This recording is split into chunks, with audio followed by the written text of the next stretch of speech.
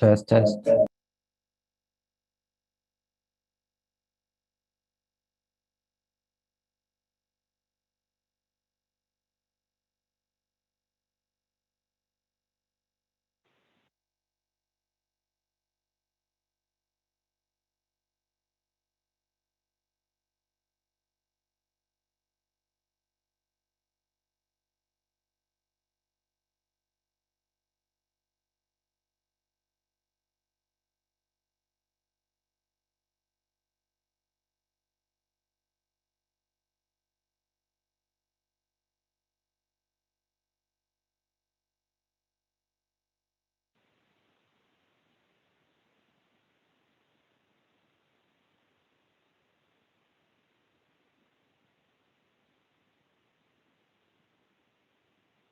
Test, test.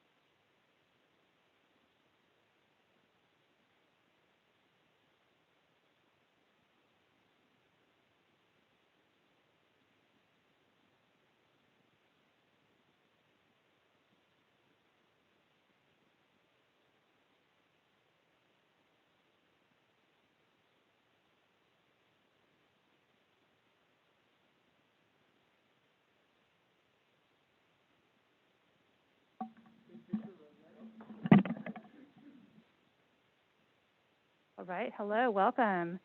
Are we good on tech? Waiting for Supervisor Phillips. I think you, Online. Okay.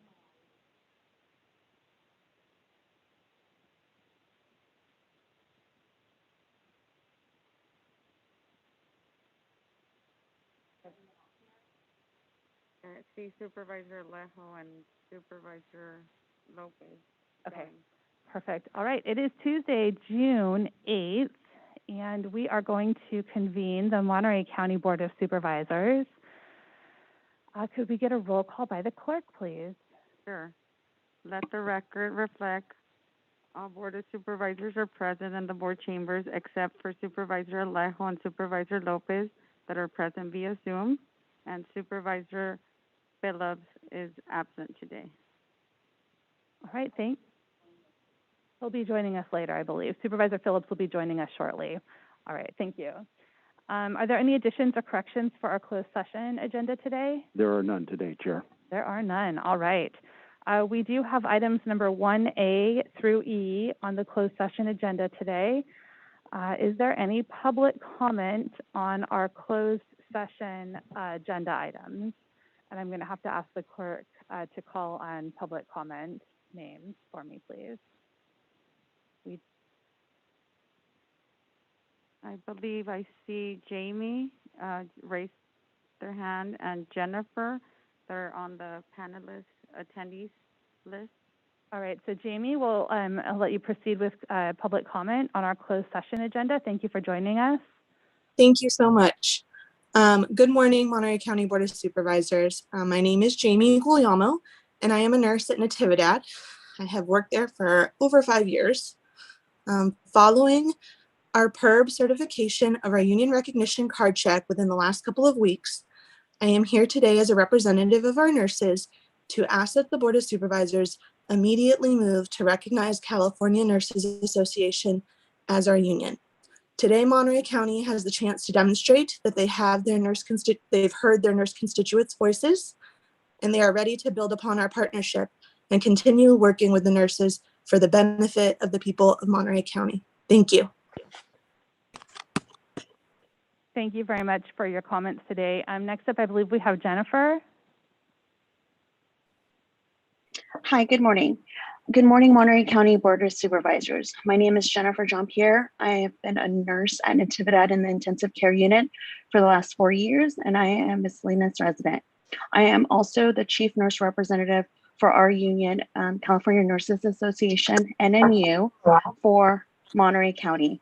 We are heartened to hear that the Board of Supervisors has heard the voices of nurses and the community loud and clear, and are moving in the right direction of recognizing CNA as a union for nurses in Monterey County.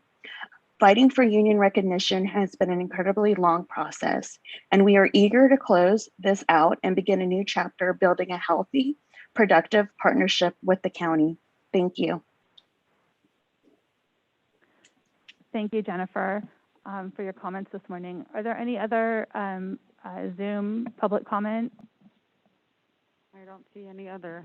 Okay, Zoom. so there's no one else in the chamber, so we'll close public comment on our closed session agenda.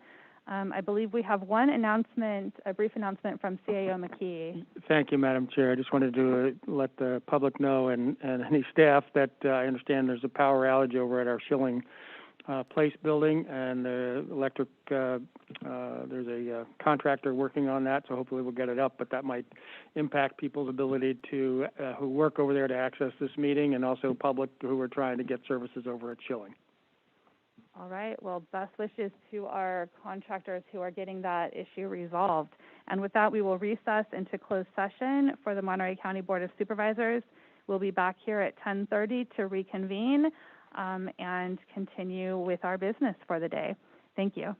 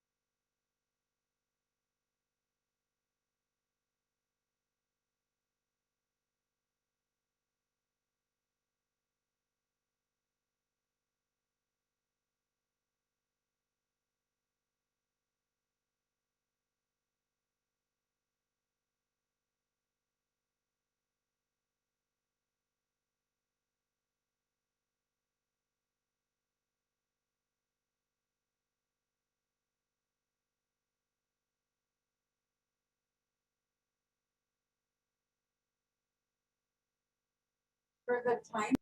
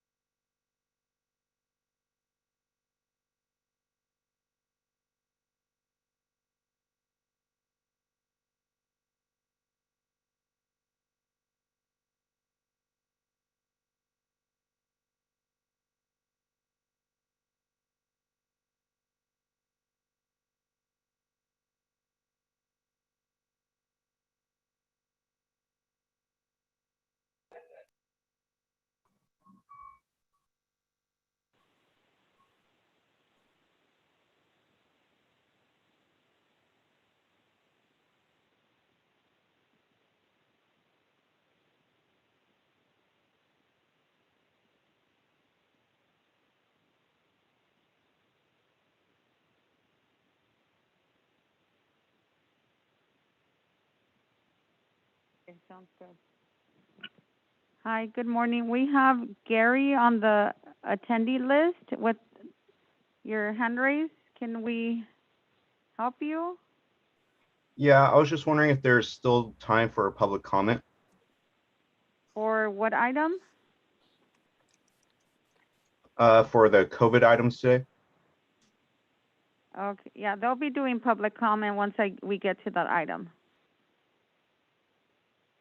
Okay, perfect. And just a quick question, is there any agendas today for code section 120.175.5?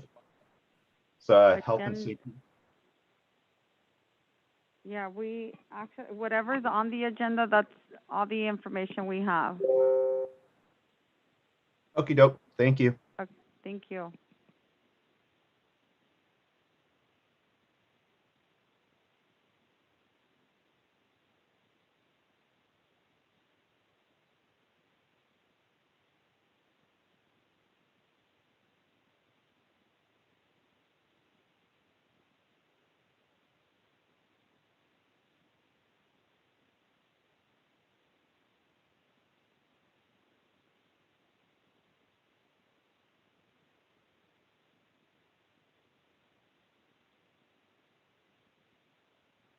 Mic 2 test.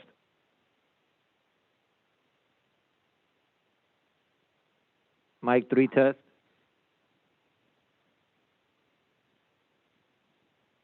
Mic 6 test. Mic 8 test. Mic 11 test.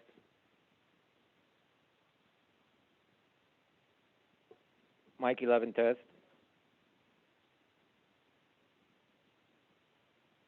Mic 12 test.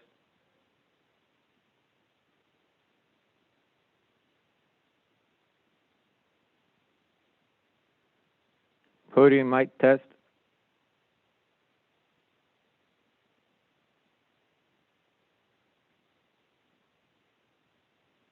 Sorry, clerk's desk. Wireless 1.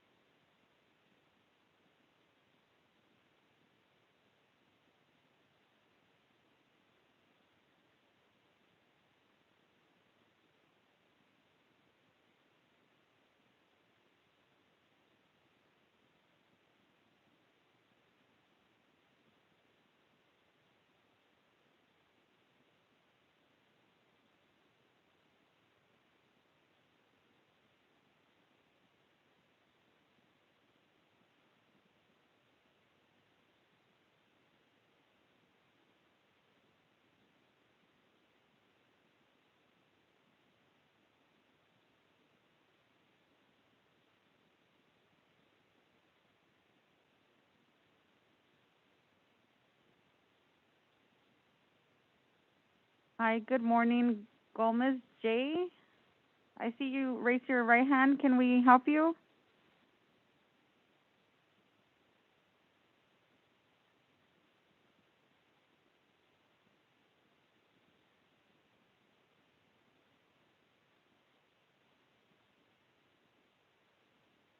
Yeah, I see Gomez J. And Can you hear me now? um, yes. Hello? It's me, Javi. Hello, it's Javi Hi, upstairs. Javi. Yes, we can hear you. Okay, now I'm just trying to see if we could do like a Zoom test here with David from Monterey Peninsula Pride. He should be on. David, let me Yes, see. He I'm might he- be on the panel list. I Yeah, am David? I am here if you can hear me. Yeah, we can hear you. Thank you, David. Thank you. Excellent. Mariana, are you on as well? Mariana? Yes. Let me look. 1 second. Yeah, I don't see a Mariana. Javier, I'll Okay. text her right now to make sure that she's on. Thank you very much. She said, I think she was trying to log on.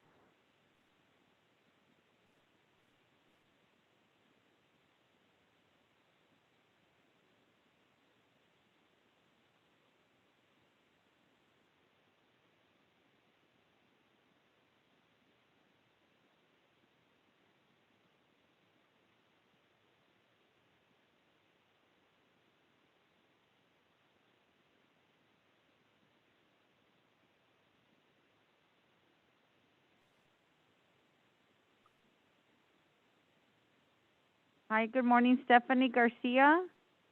Good morning. I just logged on shortly um, ago, and I'm wondering where you are in the agenda. Have I missed the opportunity for public comments on items not on the agenda?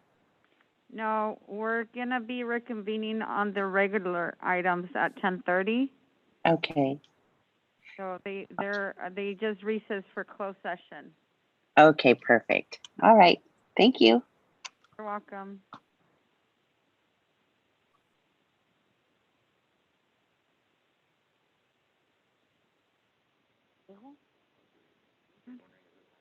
Y yo. Sí. Está de rebelde. Just kidding. Diego. Let me see. Are you joining?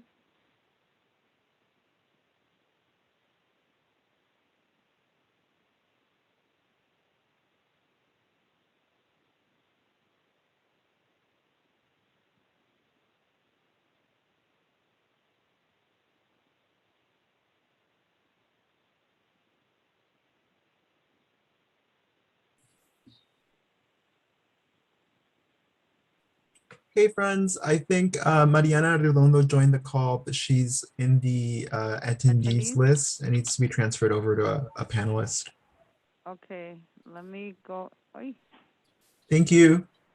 I didn't move her. Done. Thanks. Okay, you're welcome. Hi, Mariana. Good morning. Hi, good morning.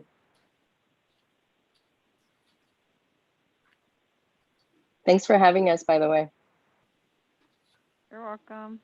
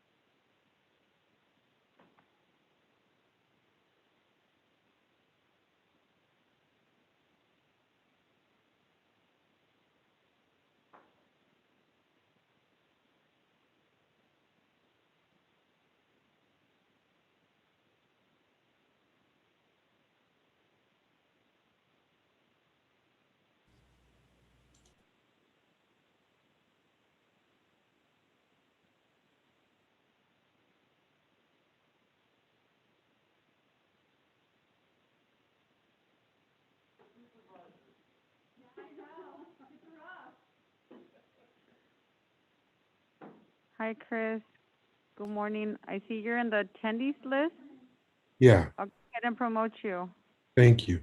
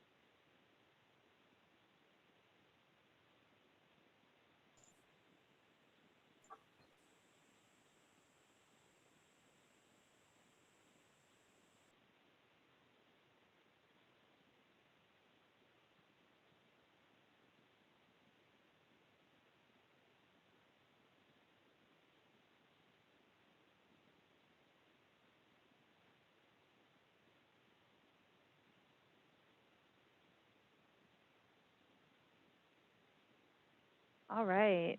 Welcome back, everybody.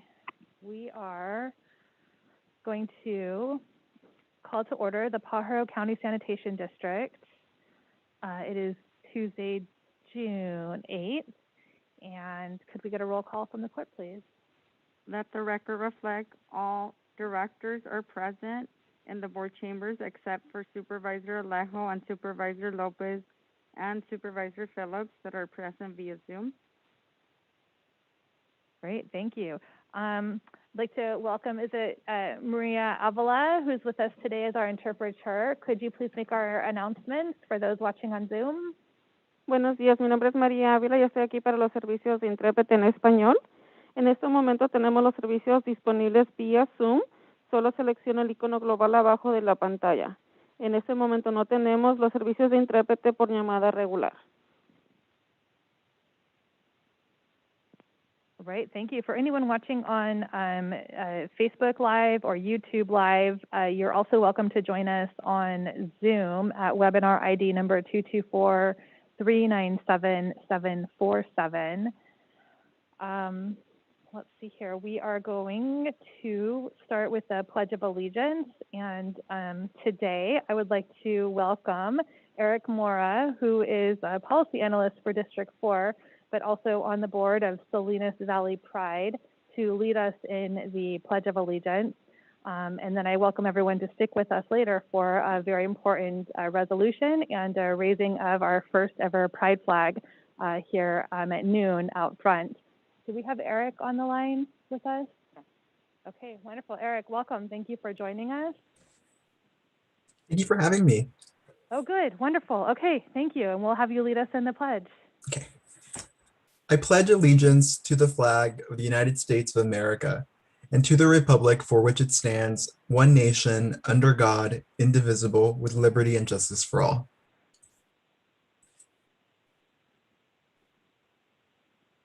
Thank you. And I think you'll be here later with us for our resolution and for our flag raising at noon. So thank you, Eric. Okay. Do we have any additions or corrections to the public agenda for Pajaro County Sanitation District today? No, no additions or corrections. All right. Is there any public comment specific to the Pajaro County Sanitation District today?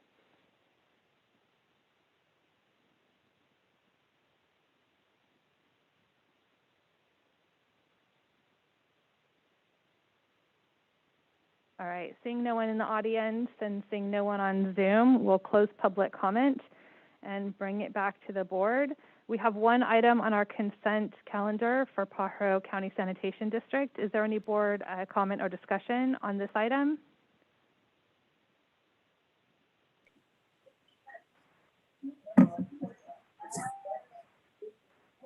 Supervisor Phillips, is that you trying to log in, weigh in? Nope. Okay. Any public comment on our consent calendar for Pajaro County Sanitation District?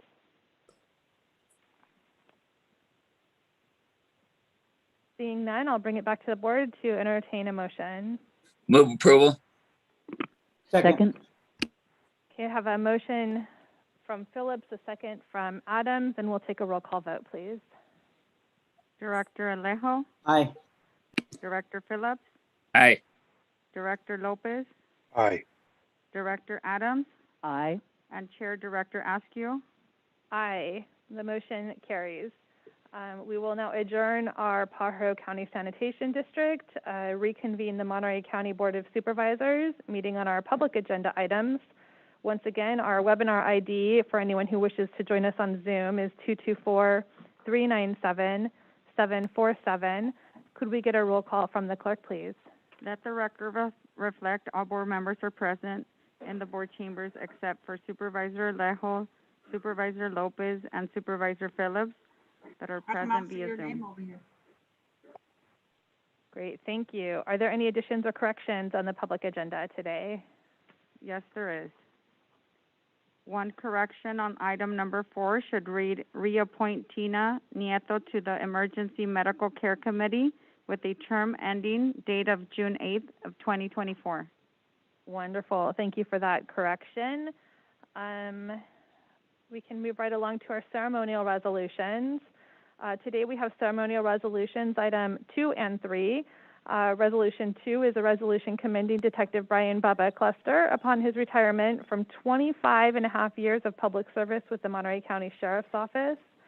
And our second resolution is to recognize every June as Lesbian, Gay, Bisexual, Transgender, and Queer Pride Month in Monterey County. Do we have a motion to approve our ceremonial resolutions today? So moved, Madam Chair. Second.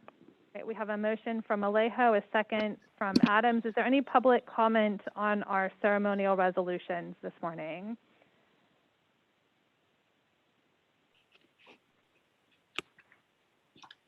Okay, seeing none, we'll bring it back to the board for a vote, and then we'll have a presentation on our item number 3. We'll take a roll call. Supervisor Alejo? Aye. Supervisor Phillips? Aye. Supervisor Lopez? Aye. Supervisor Adams? Aye. And Chair Supervisor Askew? Aye. With that, both ceremonial resolutions are passed, and I wish a wonderful retirement to Detective Bubba Brian Cluster. And we'll move on to item number 3, and we do have a brief presentation. Supervisor Alejo, I'm going to pass the microphone over to you to kick us off here. Thank you, Supervisor Askew. Monterey County has been a state leader in celebrating the diversity of our great residents. and strongly supporting the civil rights for all the people of our county. Today, along with our chair, Askew, we are honored to join in with other local governments in celebration of LGBTQ Pride Month, including the ceremonies that have taken place in Salinas, in Hollister, and in Watsonville, among other cities. This is a resolution recognizing every June as lesbian, gay, bisexual, transgender, and queer LGBTQ plus Pride Month in Monterey County. And we've done these in the past, and this board has approved them, including various times jointly or separately with former Supervisor Parker. But this is the first time that we recognize every June in our year as LGBTQ plus Pride Month in Monterey County. And for the first time, this resolution also authorizes the first ever flag raising of the LGBTQ plus flag for the first time at 3 of our sites. And we will be doing that at 12 o'clock outside the 168 West Alisal. And we invite the supervisors and any staff to join us just for that flag raising that will be historic. Today, I want to pass it to Supervisor Askew and also Juan Rodriguez from our Civil Rights Office. And then we have 2 special guests to speak in support: Mariana Arredondo, the president of Salinas Valley Pride, and David Richard, a board member of Monterey Peninsula Pride. But before I pass it on to Supervisor Askew, I just want to read what this resolution states. In June of 1969, patrons and supporters of the Stonewall Inn in New York City staged an uprising to resist the police harassment and persecution in which lesbian, gay, bisexual, transgender, and queer Americans were commonly subjected, marking the beginning of a movement to outlaw discriminatory laws and practices against LGBTQ plus Americans. In the 4 decades since the Stonewall riots, civil rights for LGBTQ plus people have grown substantially, and LGBTQ plus pride celebrations have taken place around the country every June. Each day, more lesbian, gay, bisexual, transgender, and queer people are elected to public office across our country, serve in the United States Armed Forces, occupy the highest positions in business and many other professions, and participate in religious and spiritual communities and serve as role models for all. We celebrate the progress we have made in creating a community more inclusive and accepting of the LGBTQ plus community, while recognizing that these individuals continue to suffer discrimination, hostility, exclusion at almost every level of society, including in areas of housing, employment, healthcare, family law, immigration, religious, and marriage equality. LGBTQ plus youth are 4 times more likely to attempt suicide than any other youth. And LGBTQ plus youth raised in households that reject them are nearly 9 times more likely to attempt suicide than those raised in accepting households. And while 7% of youth identify as LGBTQ plus, they make up 40% of homeless youth. So whereas Salinas Valley Pride celebrations started in 2009 to create spaces for LGBTQ plus people through social events and community partnerships, and whereas Monterey Peninsula Pride and Celebration holds annual events to also increase awareness and acceptance and inclusion of LGBTQ plus individuals, and plan to hold events on July 17, 2021. All people deserve to live with dignity and respect, free of fear and violence, and protected against discrimination, regardless of their gender identity or sexual orientation. And we understand the unique challenges faced by sexual and gender minorities, especially transgender and gender non-conforming individuals, and are taking steps to address them. And therefore be it resolved that the Board of Supervisors of Monterey County, on behalf of all our residents thereof, recognize every June as proclaimed as Lesbian, Gay, Bisexual, Transgender, and Queer LGBTQ plus Pride Month in Monterey County. And all residents are called upon to eliminate prejudice everywhere it exists and celebrate the great diversity of our county. And the rainbow flag, a symbol of pride for the LGBTQ plus social movements, will be flown at the 168 West Alisal Monterey County Government Center for the month of June in Monterey County for the first time in our county's history. And we proclaim support for efforts, including the Monterey County Peninsula Pride Celebration and Parade and Salinas Valley Pride celebrations that increase awareness of LGBTQ plus individuals. With that, Madam Chair, I'll pass it to you and then to Juan Rodriguez. Thank you, Supervisor Alejo. And I think you've read the resolution, and it encompasses, I think, a lot of what we want to make sure we're going on record as stating that, as your government here in Monterey County, we welcome and we accept and we embrace and we celebrate all of our residents who live, work, and play here in Monterey County.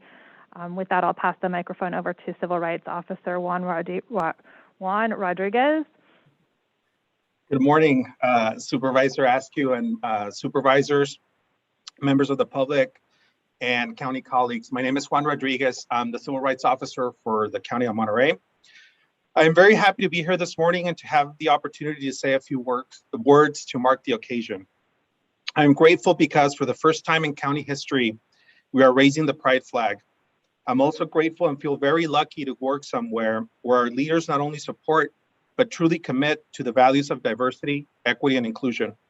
As we look back at the progress that the LGBTQIA+ civil rights movement has made in the past 20 years, one can only contemplate in amazement. Today, we are standing on the shoulders of civil rights leaders that for the past 100 years fought for the idea that LGBTQ rights are human rights.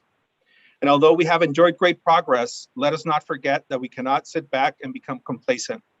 The civil rights movement is not a straight line towards progress. As we have recently seen, it is marred by setbacks. We cannot be complacent when many of our fellow transgender Americans are suffering from violent hate crimes for being who they are. To the LGBTQIA+ community, know that you have allies in Monterey County leadership. Know that you have an ally and a friend in the Civil Rights Office. Thank you for the occasion. Thank you, Mr. Rodriguez. And now we will pass it to our special guest to speak and say a few words. We'll start with Mariana Arredondo, President of Salinas Valley Pride. Mariana? Hi there.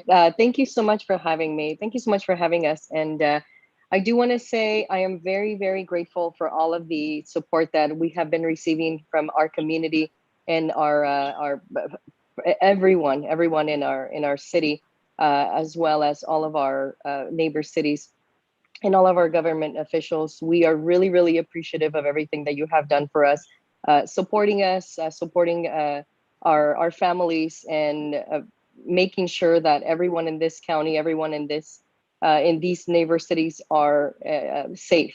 In our mission from our Salinas Valley Pride organization, we have been doing so much work for the past 10 years. And one of our main goals is to create safe spaces and to make sure that everyone feels safe to come and visit here to Salinas, to live here in Salinas, and to support one another. So thank you so much for doing all of that you have been doing for us. And I'm very grateful to see that we are in the right direction. All the work that we have been doing, all the struggles that we have been going through are definitely paying off. And I'm excited to see what we can do in the next 10, 20 years. I am grateful to say that I live in a city that supports my family. I have a wife and I have a daughter. We have a daughter together. And I'm excited to see what we can do in the next 10, 20 years and for the rest of our families out here. So thank you so much for everything that you've done for us. Thank you.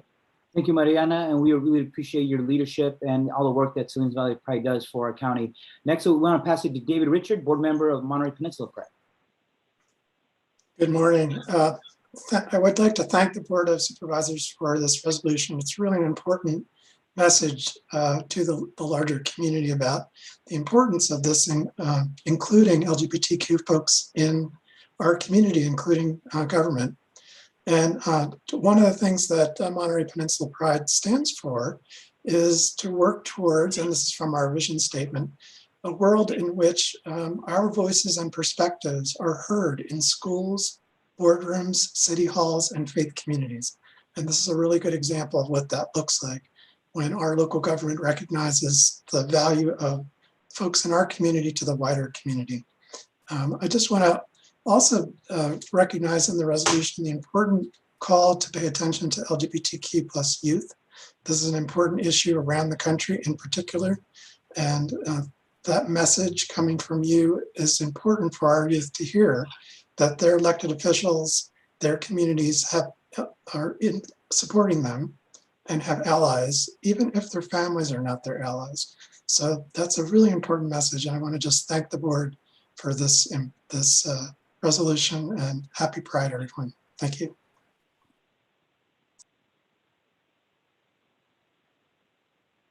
Well, thank you, Supervisor- David. oh, Really there you go.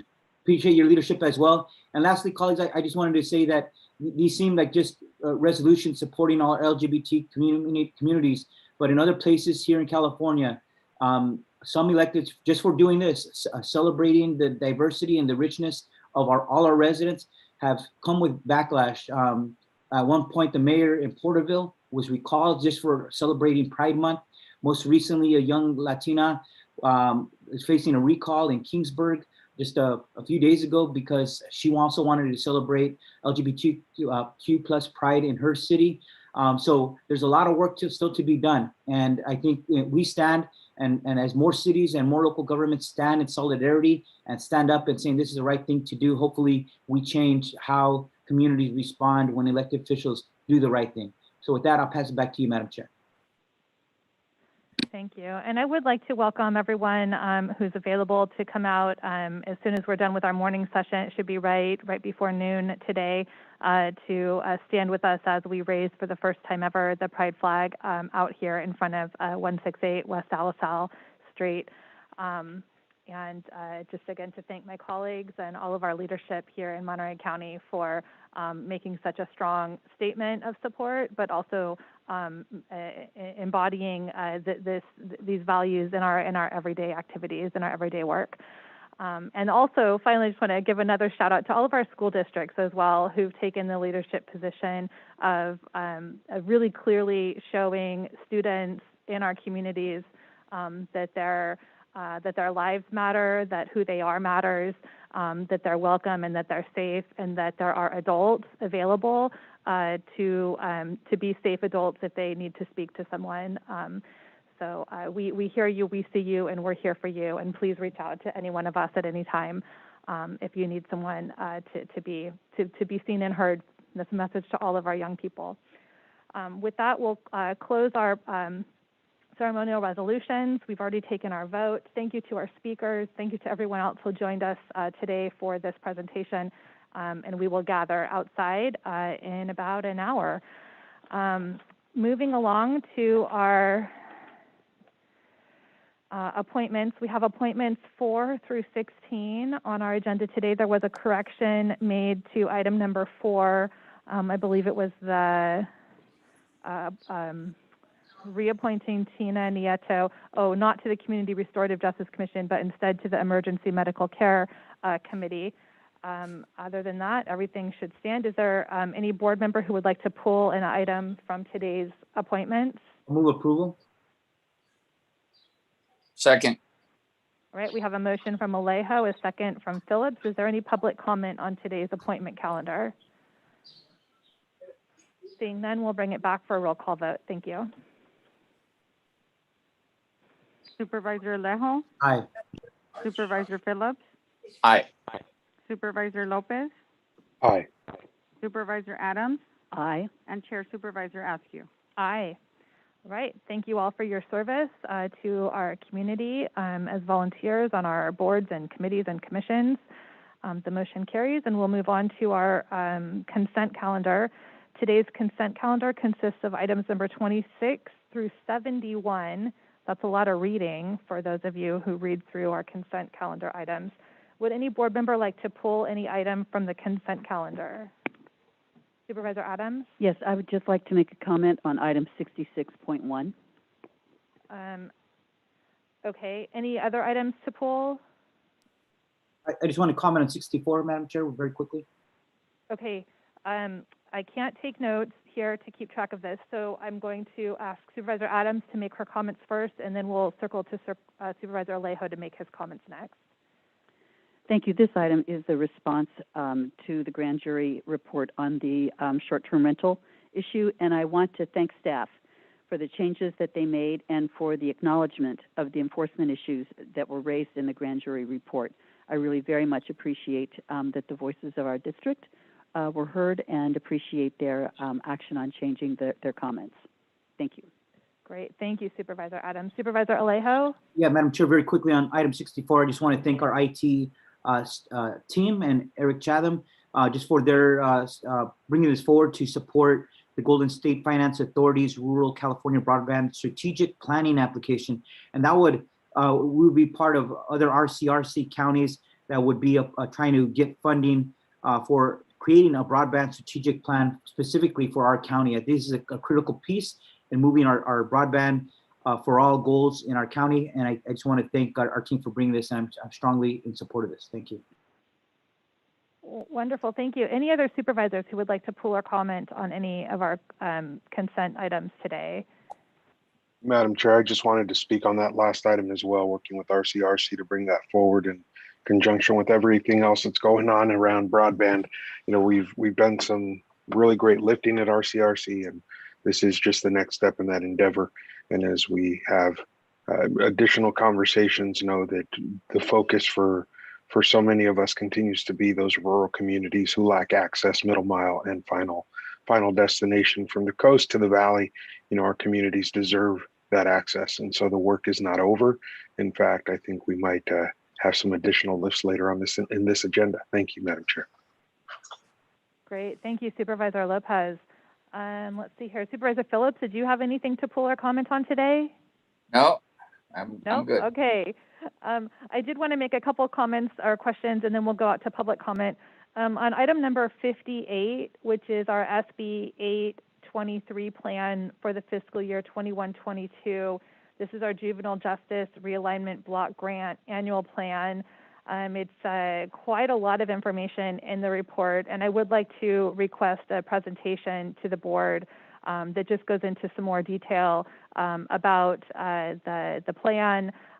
There were some areas that I think might need some additional attention, and just some discussion about some of the current assumptions that are made as we built out our plan for the implementation of SB 823. So that'll be a request for the future agenda formal presentation.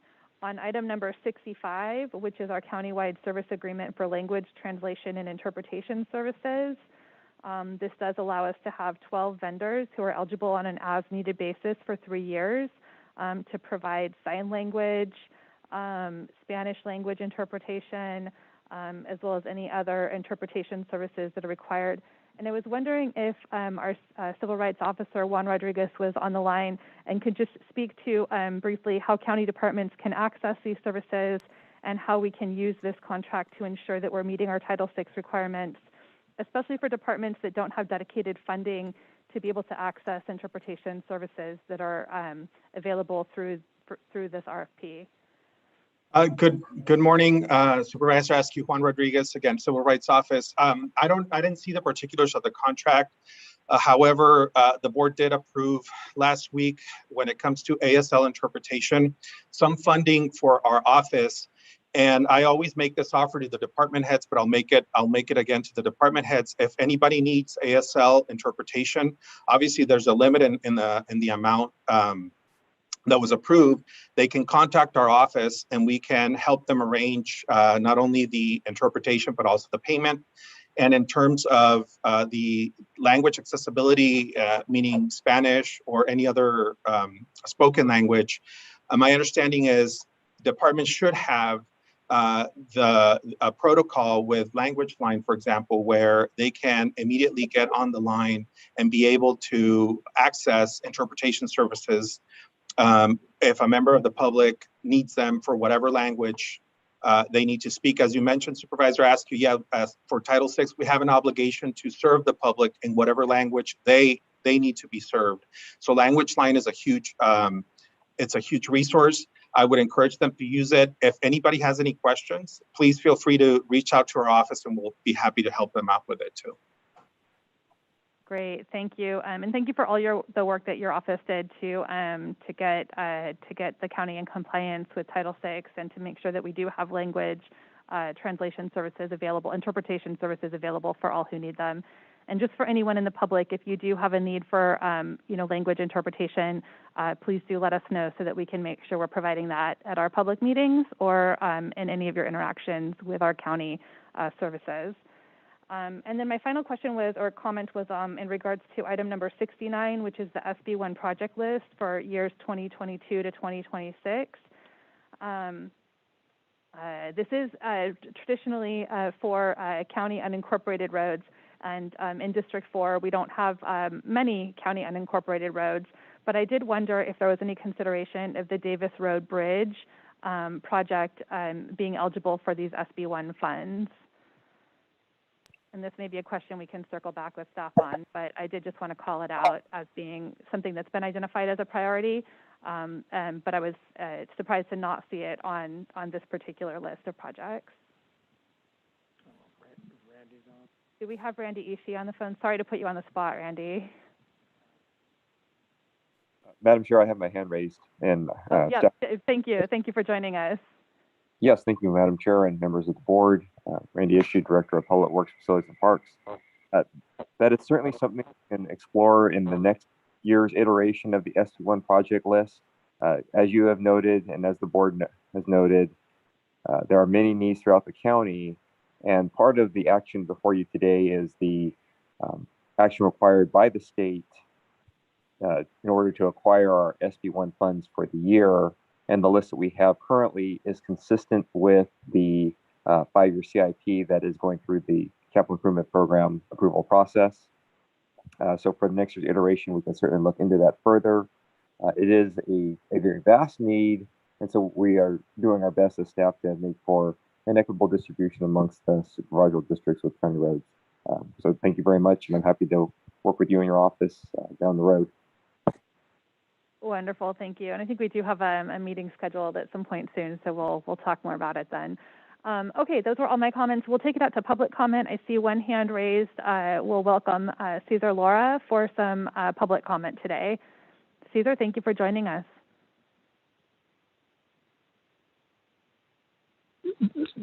Good morning, members of the Board of Supervisors. On consent calendar, there's 3 agenda items. One is item 55. It's around Geo Solutions, and wanted to really once again highlight that.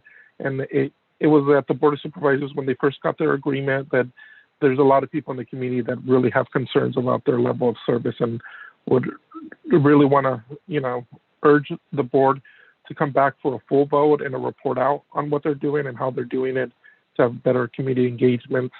The next item is to echo your comments, Supervisor Askew, around item 58, and if you could have a separate presentation to the Board of Supervisors on that. I know that there's a timeline on when the board needs to at least review it, but really happy with the direction the department has been taking this report.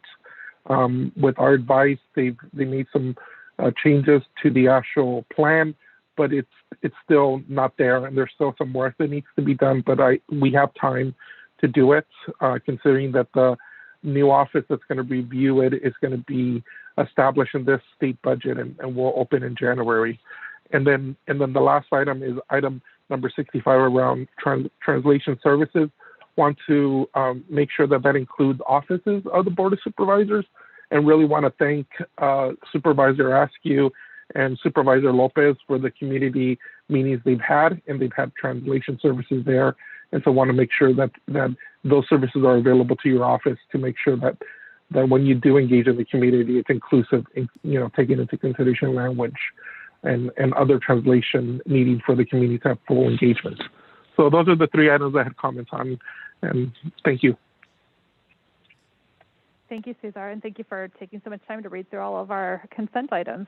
Next up, we have Bernie. Bernie, thank you for joining us today. Yeah, good morning, Board Chair.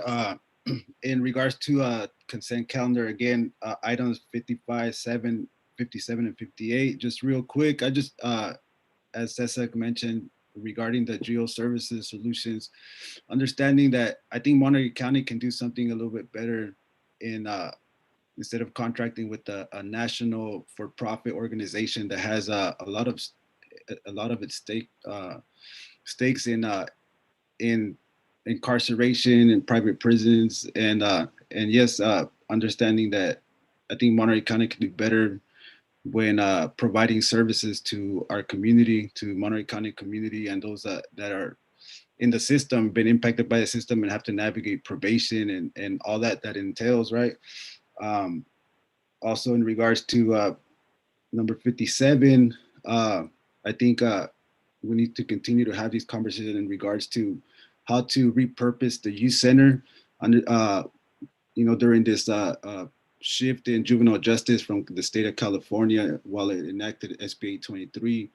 I think there's a lot of work to be done there, but it's something that's within our grasp, and we need to just have these conversations and really envision a new way of engaging our youth that are in the system, having this alternatives and more of a campus and home-like approach to dealing with their ailments, right? Their afflictions, and reducing recidivism and crime rate, and actually, building upon, family and reunification of values and principles.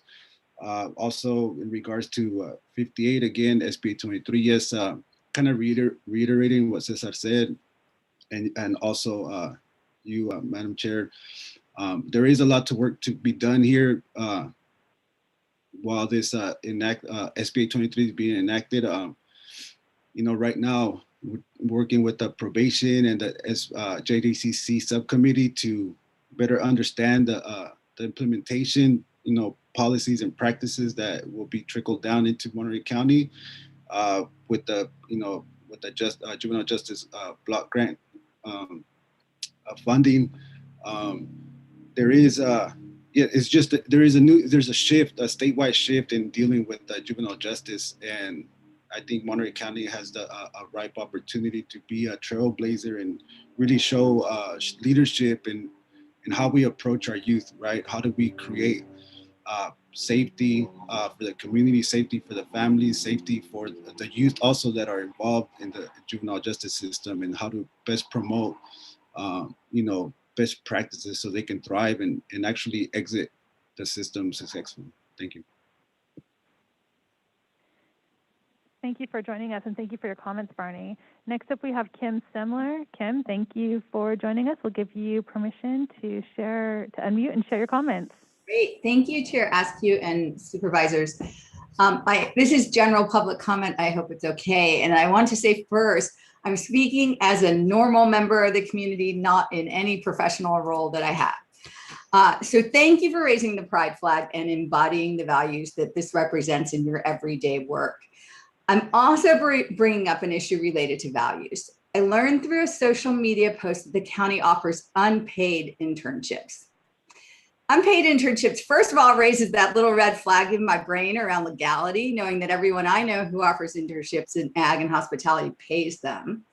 But beyond that, I question if it's consistent with the county's values. And really, I'm hoping it's simply an oversight and that by bringing it up, it will be addressed. Part of valuing all people is compensating them for work done. This includes work done by interns, most of whom are young people in college. We can't espouse living wages and the need for county employees to be paid well, and then not pay young people that are interning for the county, for our community. Hartnell College is putting extra energy into figuring out how to address the basic needs of students, and it is a crisis, as you know. Paid internships are critical to helping young people that are working to be able to address their basic needs while also going to school. And if the reason the county doesn't consistently apply unpaid internships, because the list I saw, there was one that was paid and the rest were not.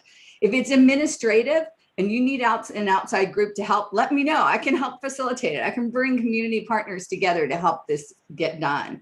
I really, again, hope it's just an oversight and it can be changed very soon. We absolutely have to value the work done by all people, including young people. Thank you so much for all of your service and your consideration. Thank you, Kim, and thank you for raising that issue for us. I don't see any other public comment hands raised. Is there anyone in the public in chambers for public comment today? No, not today. Okay, bear with me here. I'm not as skillful with my left hand on this mouse, but I am getting better at it. Okay.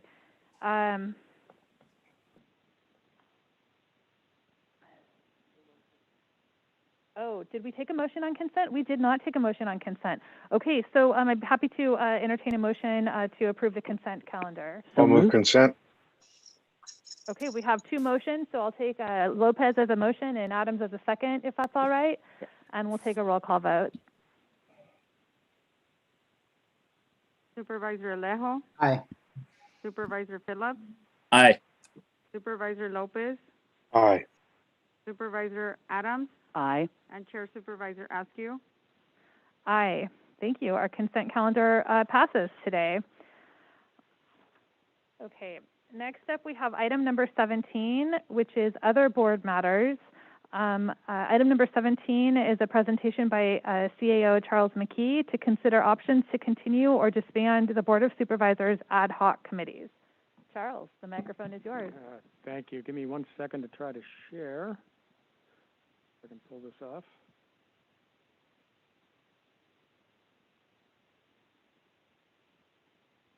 All right, thank you, Madam Chair. When we came to the Board of Supervisors on May 18th to discuss the ad hoc committees related to COVID-19, the board did make some changes on those ad hoc committees and reconfirmed other pieces of the ad hoc committees related to COVID-19. The board also requested that we report back on other ad hoc committees to see if the board wanted to disband or continue the other ad hoc committees that you have. I will note that each January, when a new chair comes in, the Board of Supervisors does take action to appoint members to ad hoc committees and essentially either creates new ad hoc committees or reconfirm their existence. And in addition, the board does that mindful of the board resolution that talks about the length of time that an ad hoc committee should be in existence. There's no hard and fast legal rule, as far as I know, as for how long a ad hoc committee should stay in existence. But the general policy of the Board of Supervisors is no more than 1 year. Unless there's some need to continue on with that subject matter. So you'll see on this list here up on the screen right now are the ad hoc committees that are unrelated to COVID. But some of them have gone on for more than a year because of the continuing need to address the issue upon which they were first created. For example, we have the Animal Services Ad Hoc Committee, and that has gone on for a few years because of the continuing need. However, at some point you may want to revisit whether any of these or all of these are continued if you don't take any action today on it. But for today's purposes, you should look at this list of ad hoc committees and decide whether you want to disband or remove any from the appointment list. And or confirm or establish a termination date for any of these ad hoc committees or all of these ad hoc committees. So with that, I will take any questions or direction from the Board of Supervisors related to these specific ad hoc committees.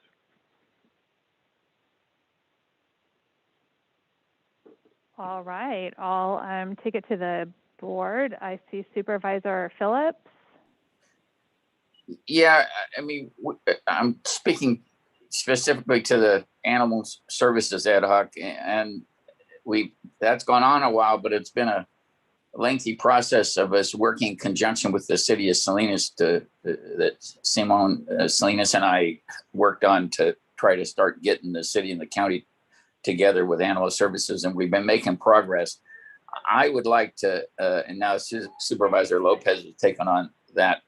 And we haven't had a meeting in a while. I'd like to at least have continue that until we have a chance for at least one more meeting to make sure we're still heading in the right direction and making progress in that. So I know it's unusual to have a ad hoc go on this long, but I think there's specific reasons for that one, and I'd like to continue that one at least to maybe the end of the year.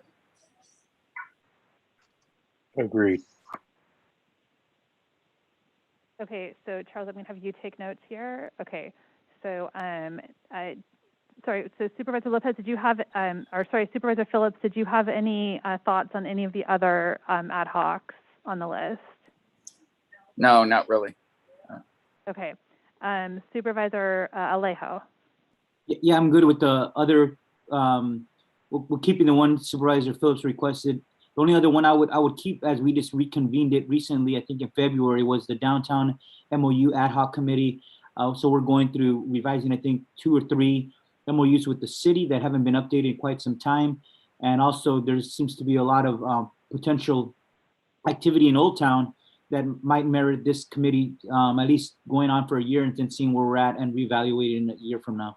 But the rest I'm okay if they need to be wrapped up already. Okay, Supervisor Adams. Thank you. I'm a true believer in that ad hocs are needed as they're needed, but they have a tendency to go on forever. And I have 2 that I wanted to address that I serve on. First is the Fire and Emergency Medical Services Committee. Supervisor Phillips and I are continuing to meet on that. It was formed in November of 2020, so I would like to see that one continue. I've spoken with Supervisor Lopez, and we talked about the Parks Lake Commission, or committee rather, and the Parks Committee, the Parks Commission has become quite active in the Parks Lake issue. So he and I feel, excuse my speaking for you, Supervisor Lopez, that it would work out fine for us to go ahead and disband the Parks Lake Ad Hoc Committee and pull us back together on an as-needed basis should that need arise. And I would ask my colleague, Supervisor Lopez, if I explained our situation accurately. Yes, I concur. Thank you. And then I want to go to one that Supervisor Haskew and I serve on. It was created in 2004. It was just before she was born. And my thought about that is that I expect that Supervisor Rudaskew and I could continue to complete this work as needed without an actual ad hoc committee. I'm not sure how that would work. I would have to talk to County Council and ask his opinion on this. But my expectation is that we would be able to come together in some way, I don't know exactly what that would be, to just simply appoint the commissioner selection as we do without having the formal structure of an ad hoc committee around it. So, Supervisor, which committee were you referring This to? is the Housing Authority of the County of Monterey Ad Hoc Tenant Commissioner Selection Committee. So, let me just give a kind of a general discussion about ad hoc committees. Ad hoc committees, as the CAO has explained, are really meant to be temporary and only advisory. They're not meant to be permanent. If you establish an ad hoc and it ends up tending to be permanent, then you have to comply with the Brown Act. So there's no prohibition for 2 supervisors, less than a quorum, meeting and discussing issues relevant to county business. What you can't do under the Brown Act is then engage another supervisor in private about what you might recommend. So in my opinion, it would be appropriate for 2 supervisors to get together and discuss an issue that may come before the board as a whole, and then explain to the board in open session what your views are and make recommendations about a particular action item. You don't necessarily need an ad hoc committee structure in order to do that. But you do need to be very careful not to engage in a serial meeting, either directly or through your representatives. So I would strongly urge that for each of these ad hocs that are going to remain established, that you put a time limit on them, and I would strongly recommend not more than a year, and then you can revisit it when that time is up. So what I heard for the animal ad hoc would exist through December 31st of this year, through the end of the calendar year. Supervisor Alejo, I didn't hear what your recommendation was for the downtown ad hoc. It was to extend it another year, as we're just going to commence work with updating those MOUs. So it would be through December 31st of 2022. I would say through 20. I mean, the one MOU is supposed to be coming back to the board in June, so I would hope that we can have that wrapped up by the end of this year with some recommendations for updated MOUs. So let me just chime in here a little bit. So what I would recommend for any of these committees that are not being disbanded, that you put a termination date Yes. of December 31, 2021, and then you can revisit it in January of 2022 when you have a new chair come in. I'm good with that. And just so on the Housing Authority Tenant Commissioner selection, so I think we may actually need to ask County Council to consult with the Housing Authority of Monterey County on the process. This is actually, this committee is only called to meet, and the county supervisors have to appoint 2 people to serve on the selection review for the new tenant commissioner that gets appointed to the Housing Authority.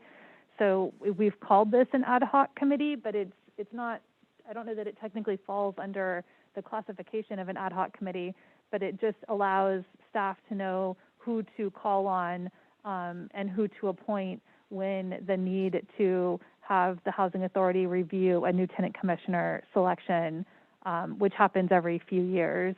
Why don't we disband it, and then we can talk about the need to convene something if necessary. But the Housing Authority is not a executive county council. They're a separate public entity. So they need to confer with their own attorney with respect to their business. But I'm happy to coordinate with you or any of the other supervisors when the need comes up to make a recommendation about any of the members. Okay, yeah, I think that's fine. And we just need to make it so that we're not slowing down their process for allowing that group to meet and make a recommendation about who to appoint. So I'm fine with disbanding that one. Let's circle back. I see Supervisor Lopez has your hand raised, so let's get your thoughts on any. I'm sorry, Supervisor Adam, did I finish going through all of yours? Okay, sorry, thank you. Supervisor Lopez, do you want to walk your way through the list? Let us know what you think. Yeah, so I'm fine with the recommendations that have been made by my colleagues. I have nothing to add on this particular list, but I'm wondering if you can take me back to slide 1, whoever's got the deck.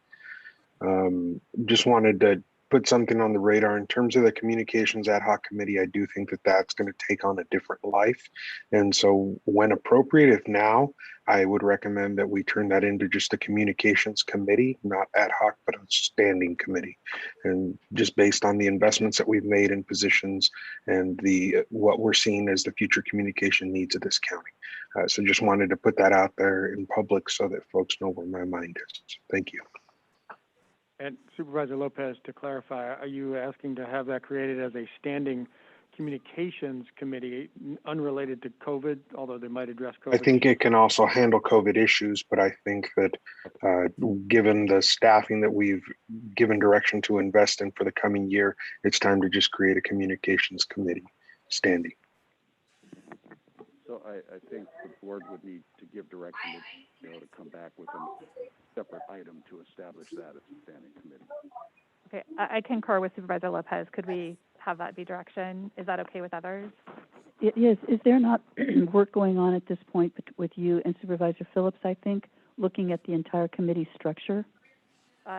No, that was just a board referral to, so the board referral. There was a board referral to Charles, to our CAO to look at how all of our committee descriptions are, what they're tasked with, what the process for having county staff go bring items through committees, so that we're really clear and not asking staff to bring items through 14 different committees and then back in circles, but that we can be really clear about what our expectations for committee work is. It may be an appropriate time to bring forward the idea of additional committees, if that's what we're thinking about, that, you know, you may have criteria that would be added. What is the criteria for forming a full-on committee? You may want to add that to your the presentation that you'll be doing on that.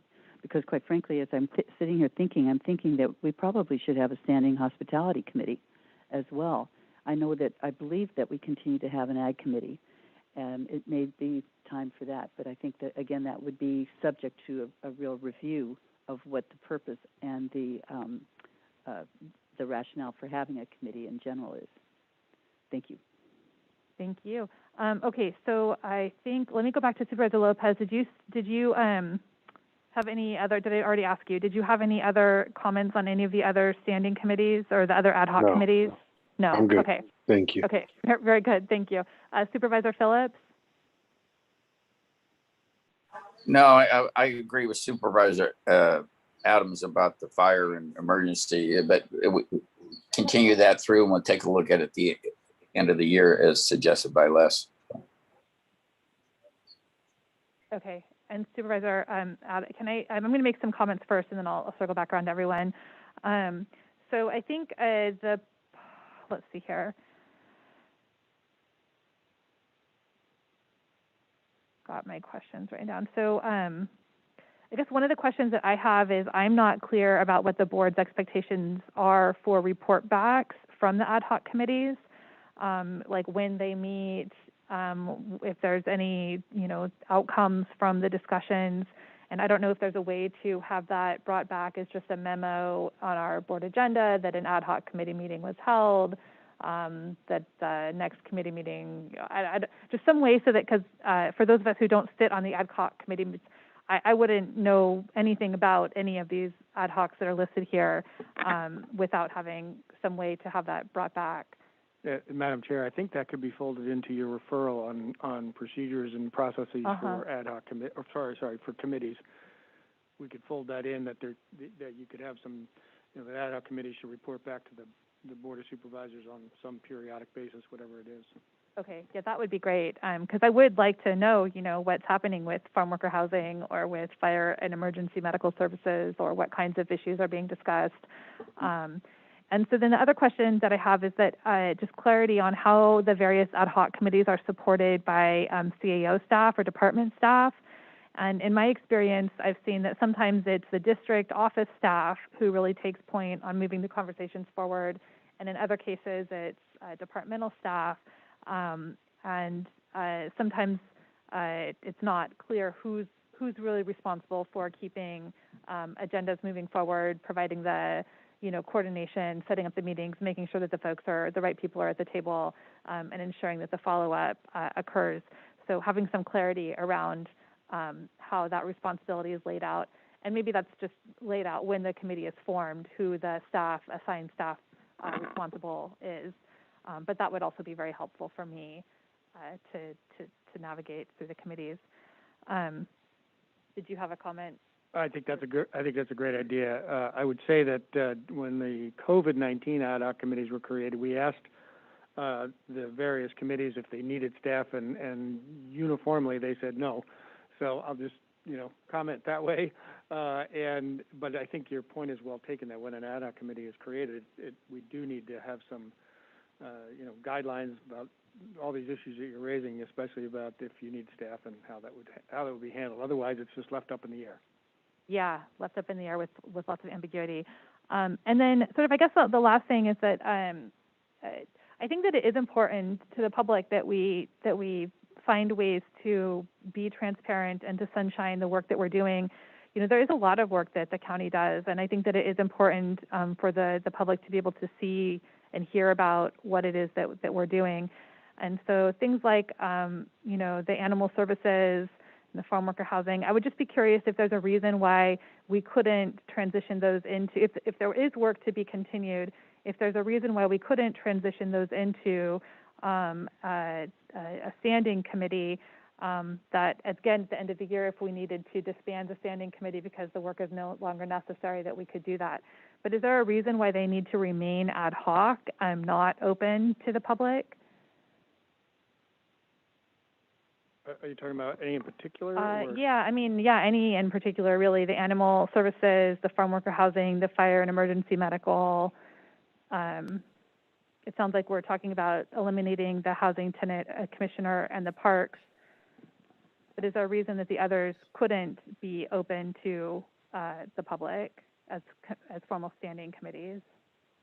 Madam Chair, the farm worker housing has the jurisdiction there is with the 4-H committee. So I think we're already doing work on amplifying farm worker housing goals there. So that could just be woven into that existing standing committee already.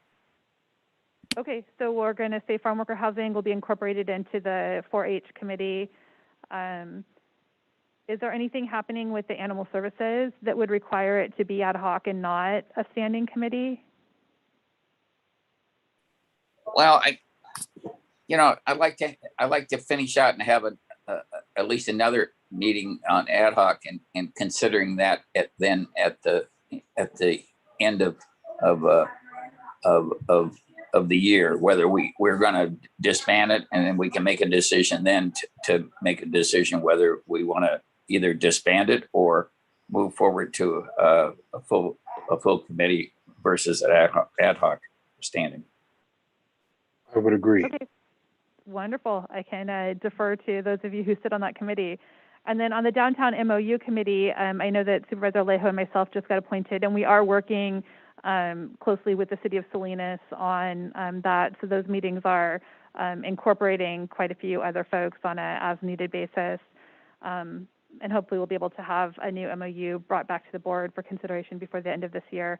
On the fire and emergency medical services, was there a direction on that I missed? I think we want to be able to continue working on it. We've got, some things that we have been meeting with others on as well. It seems to me that an ad hoc committee is actually put together in simple words just to solve a problem. It's not some ongoing issue. And I know that we're looking at that. I would consider that the Fire and Emergency Medical Services Ad Hoc Committee is doing exactly that, looking at a problem that we have. I think as well, I don't know about the Downtown MOU, but I think for the Fire and Emergency, you're talking about sort of sensitive negotiations that may need to take place if they are not taking place in the discussion of the committee itself. So those things I think are important to continue. And then I did have one last question on this, and that was the Natividad Medical Strategic Objectives Ad Hoc Committee. We've not had any conversation about that, and I'm just wondering if someone could tell me if that's something to solve a problem, or if it's something that we need to continue doing, and a bit more about that one. Yeah, so Madam Chair, the best way I think I could describe the Natividad Medical Center ad hoc was to solve the problem, if they, for lack of a better term, I'm not sure it's a problem, but trying to look at what some of the immediate needs of what the strategy should be for Natividad going forward. It was something that was somewhat immediate about a year ago, and maybe less so now. Is the way I would frame that, and so I think it is one that you could look at considering whether you want to continue or disband. I can just speak to, I would really love to be able to have that be a conversation that includes more of the board.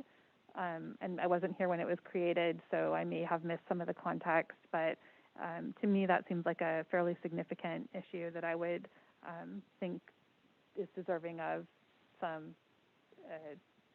full board conversation, unless there were specific tasking given. Well, there were some strategic issues that were sensitive. That there could be some issues surrounding whether they should be done in public because of the sensitivity and the confidentiality associated with negotiating some healthcare services type of items with other entities. Okay, so is there a need, I guess I'll defer to Supervisor Phillips and Supervisor Lopez to see if this is maybe something that we could get a report back to the board in the appropriate venue and determine the need to ongoing need for this. Well, I would just ask whether they want to disband it or continue it through the year. Would be my suggestion, to take one of those actions, either disband or continue it through December. I'd continue through the year. That'd be my preference, given the nature of the work that we're doing there. Yeah, me too. Okay, and could we just ask for the an update to the board in the appropriate space? Absolutely. Or could someone brief me on what the background there is? I would appreciate we've got to that. be careful about, there's a Brown Act issue with somebody briefing you separate from the ad hoc. You have an ad hoc committee for a reason that they're established under the law to allow two members to have discussion. So if there's a desire to have a report back on all the ad hoc committees at the Board of Supervisors, that's something we can arrange. But I wouldn't have a for any supervisor. That's what I meant. Report back to the full board. Right. Yep. Okay, wonderful. So we'll look to Supervisor Phillips and Lopez for that to take place. Is there any other conversation? Charles, do you have clear guidance? We need to have a motion to take action, and what I'm hearing is that right now the board is recommending so far disbanding the Parks Lakes ad hoc committee, the Housing Authority of the County of Monterey ad hoc committee, and reconstituting as needed, and the farm worker housing ad hoc committee, and the remaining ad hoc committees would have a termination date of December 31, 2021, and be reestablished as needed in 2022 or at some future date. Yeah, I think there was another direction for you to come back with a potential standing committee from Supervisor Lopez. Yes, right. That is true. Standing committee on the COVID on communications, creating a standing committee on communications. So with that, I'm happy to move direction as stated by the CAO and given by this board from the dais. Second.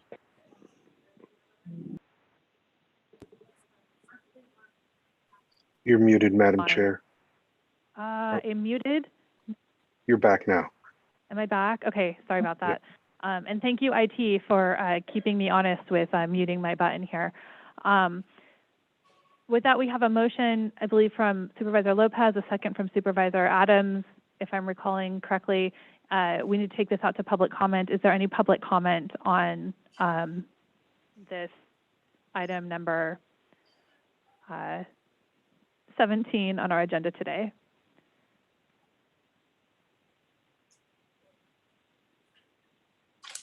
Seeing none, I'll bring it back for a roll call vote. Thank you. And thank you, CAO McKee, for bringing this forward and giving us a chance to sort of review again and keep us honest with our committee assignments and what we're actually supposed to be working on and who's doing what and how it's being reported. And I think this was an important conversation to have. You're welcome. Don't trust me to keep you honest. That's pushing it.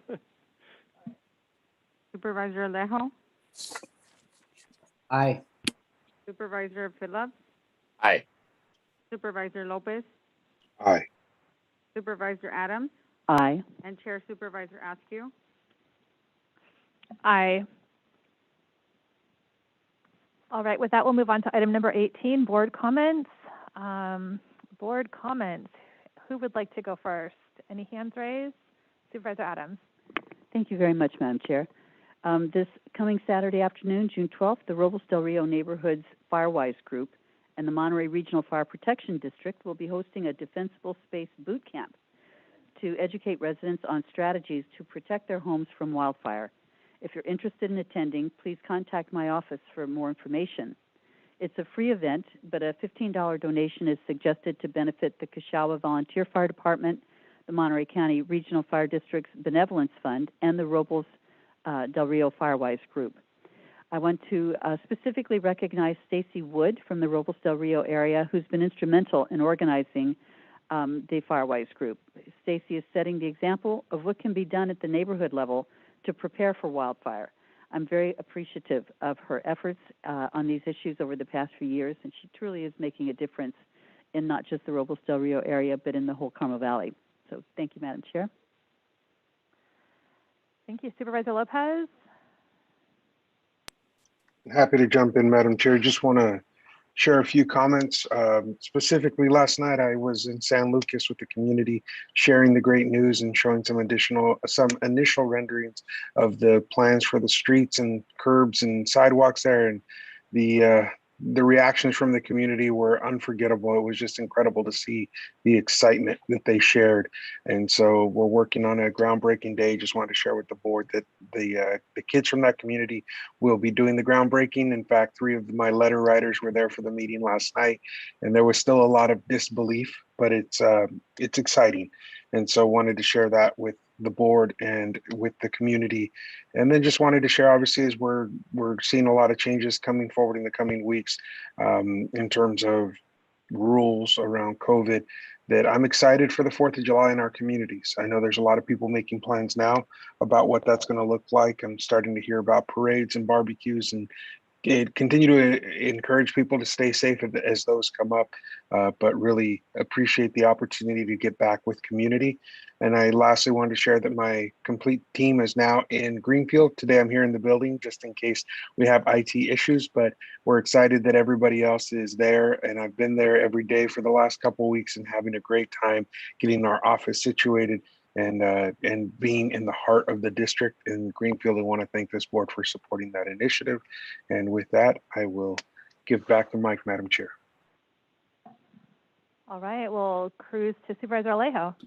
Yeah, I want to commend Supervisor Lopez on his moving his office to his district in Greenfield. I know that was a couple years in the planning, and finally, it's good to see that be realized. I just wanted to take an opportunity to thank the Washington Post that covered some of the good work that has happened here by numerous stakeholders to vaccinate farm workers. Certainly when we've reached a point where we have about 70% or more of our agricultural workforce who have had at least the first vaccination, it's really a testament to our commitment to help our essential workers who are on the front line during all this pandemic, and to get national press that showed that we were among the hardest hit to now the most improved communities who have really worked hard to lower the infection rates, but especially those among agricultural workers. I think it's something to celebrate, but it's not the end all. There's a lot more work to do. Last Saturday, Supervisor Lopez and I were again volunteering, helping vaccinate another 1,200 workers at the Rodeo grounds, and some of those clinics will still continue. But I just wanted to really thank all the agricultural employers who have been proactive in signing up their workers in advance, and all the workers who really celebrate when they walk away from that clinic. They feel better. They're happy. They're celebrating, and they know they're better protected, not only for themselves but their families and their communities. So good work on everybody who made that a possibility. I think making Monterey County, I think, a national leader among counties in terms of prioritizing the vaccination and protection of farm workers. Thank you.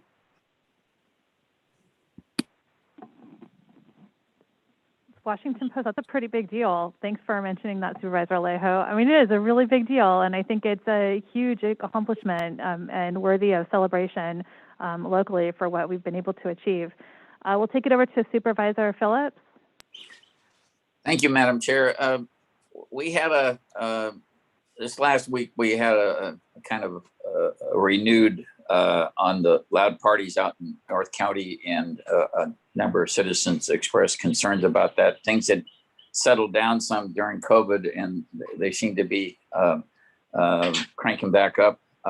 And so I have a meeting scheduled with the CAO's office and the Sheriff's Department and code enforcement to see how we might expedite the enforcement, especially for those who are having continuing parties and pay for parties. And I know it's not just in my jurisdiction. I think we're getting the brunt of it, and it's harder in my district because the noise carries so far with the valleys and things. It's hard to diagnose exactly where the loud parties are coming from. But I know Supervisor Lopez is starting to experience down in his area.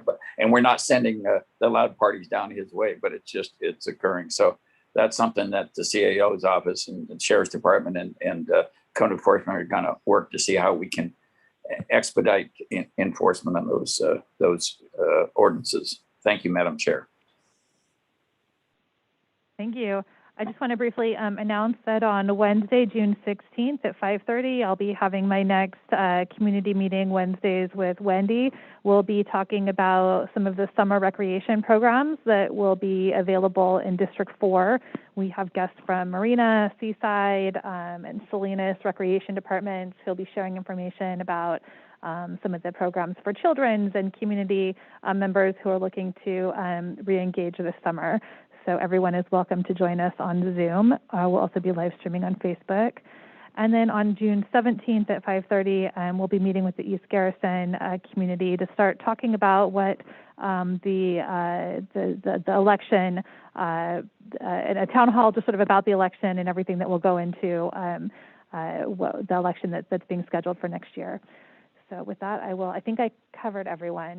Is there any public comment on our board comments today? Seeing none, I'll close that and bring it over to our CAO for comments and referrals. Yes, thank you, Madam Chair. Someone raised their hand. Gary. Sorry, we have public comment on the board comments. Gary Host will give you the option to unmute and share your thoughts with us today. Thank you. Hello, board. Can you hear me all right?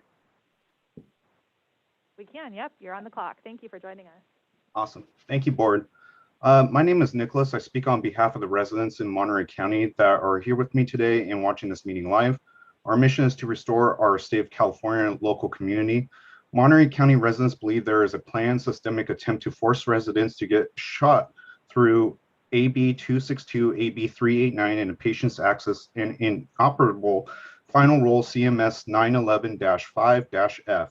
We would like to understand how AB 262 that was passed on October 19, 2019 is related to Monterey County 21 and 22 fiscal budget, which supports CMS 911-5-F.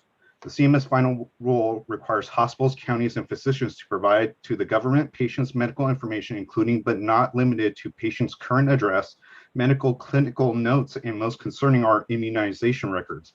AB 262 language is very vague and clear, but gives local county health officer full discretion and power to issue orders to the other government entities within the local health officer's jurisdiction to take any part of the local health officer deems necessary to control the spread of communicable disease using taxpayers' money. Any action can include removing you and your family members from your home if a CA governor or HHS local agency deems any person a threat to the public health. AB 389 authorizes a fire protection district to enter into a written subcontract with the private ambulance service, Amy Luan, and authorizes a county to develop an emergency medical services program and requires a county developing such as program to designate local EMS agency that is required to be a county health department, any agency established and operated by the county. Article 11, sections 4 and 5 of the California Constitution provide that charter cities and counties may develop ordinances to govern local and further that ordinances passed by these entities take a precedence over conflicting state laws as local affairs, such as county health officers' decisions surrounding the implementation of Cal HSC 120175.5. We, the people of Monterey County, request that the Monterey County Board of Supervisors pass an ordinance that explains how AB 262 will be implemented within this county. As a consequence of foregoing, we respectfully request that the county approve and adopt and ratify an ordinance that clearly interprets Cal HSC 120175.5 and follows section 120117.5 will never be interpreted to permit any county health officer to remove citizens of Monterey County from their residence under any circumstance.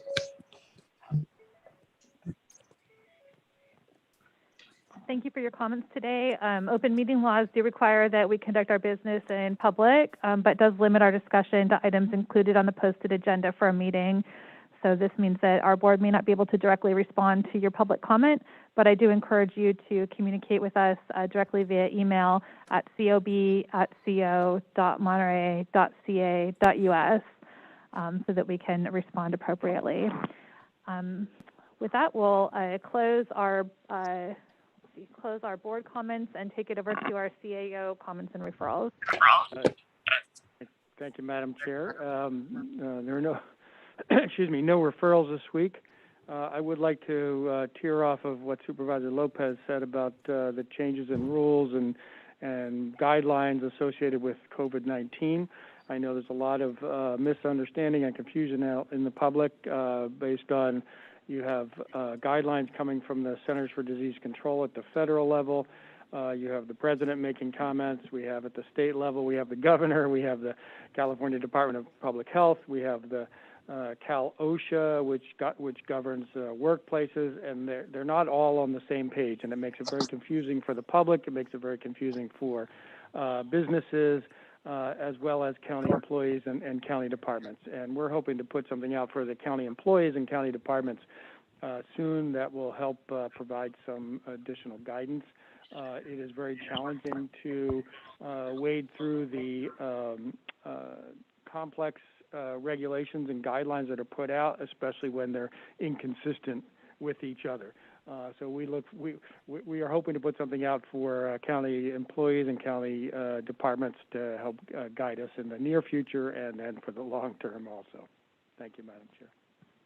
Great. I agree. It is very confusing that I can hang out with my staff at home while our kids play, and the rules say we don't have to wear masks, but the moment we step onto county property, Cal OSHA guidelines kick into play, and the rules are all very different. So thank you for any clarification that we can get out to our county staff and the larger public.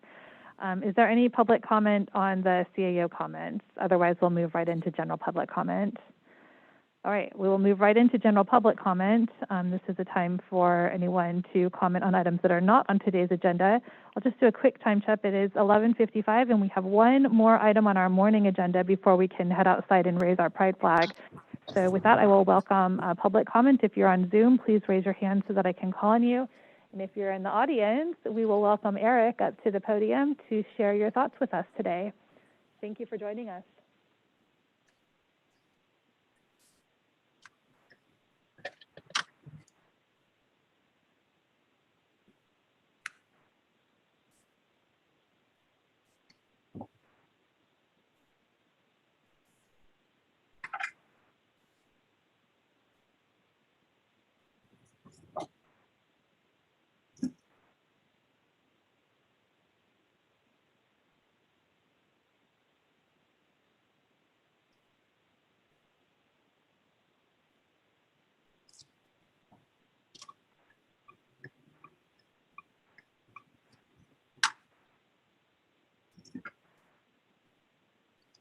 Madam Chair, we can't hear the speaker via Zoom.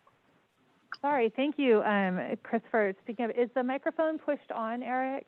Is the light on? Okay, I'll learn how to do this someday. We'll start over. We'll get you started from the beginning. Okay, and okay. Supervisor Lopez, thank you for alerting us. All right, welcome. Thank you. Okay. Anyway, I'm speaking about attractions in Monterey County that don't need help from tourist promoting agencies, and I'm speaking in particular about Pinnacles National Park and Fort Ord National Monument, and I just pointed out that I'm wearing one of my Fort Ord National Monument t-shirts, this being Sheep Appreciation Day from a few years ago. But I want to speak in particular about how popular they've become. Both Pinnacles and Fort Ord have major parking issues now. Pinnacles fortunately has room for the people once they get in, but on weekends there's a 1 to 2 hour wait to get in, and I've even seen the Chaparral parking lot full on weekdays. It's become very popular, and the only way to get there, unless you're a pretty good bicycle rider, is by vehicle. It seems to me that it would be really a good idea if Monterey County would coordinate with Pinnacles National Park and probably City of Soledad in creating some kind of shuttle to get people so they can park in Soledad and not have to drive a single family or single occupant vehicle or something up to Pinnacles and take advantage of all the hiking, because you know it is truly a gem. And of course funding would be an interesting issue, but right now, well, according to Weekly, some years back, when Pinnacles, when Soledad put up the signs, Pinnacles, the gateway to Pinnacles National Park, in 1 year their sales tax revenue went up 10%. That's nothing to sneeze at. And they can use the help, as every city here can, and I'm sure Monterey County would get part of that too. So if we could work on something like that, at least I would very much appreciate it, and I think a lot of others would too. Now I'm going to turn this thing off. Thank you. Thank you, Eric. All right, online we have, online we have Gary Hose for public comment. Hello, board. Can you hear me all right? We can, yes, thank you. Thank you. So I was recently on the Cal Chambers meeting that they had over the weekend, and there seems to be a lot of confusion that they had between OSHA, EEOC, and CDC guidelines. I just want to remind the residents in Monterey, California, that nowhere within those documents do they say that taking a vaccine is mandatory. They do open it up as it is voluntary, especially giving out your vaccine information to your employer. Your employer cannot have you show a vaccine identification card, such as your vaccine card, in order to add it as a work condition. So employees do have the right to refuse. Cal OSHA also recommended this as well, especially going on for the ordinances for the rest of the summer, where employers have to buy N95 masks for their unvaccinated employees. So I just want to let everyone know out there, if you are an employee, you do have the right to refuse, and your employer cannot take any retaliation against you for not providing that information to them, such as your health information. What I also want to bring up to the board is my comment that I made earlier. We do want to know exactly what AB2 or bills AB 262, AB 389, and CMS 911-5-F have to do with our county 21 through 22 fiscal budget, which supports CMS patient access in interoperability final rule. So we do want to have full transparency, as you have stated on today's meeting, of what these bills actually affect within our county budget. Just because it seems that a lot of money is going to these emergency funds, especially through wildfire, that's being channeled.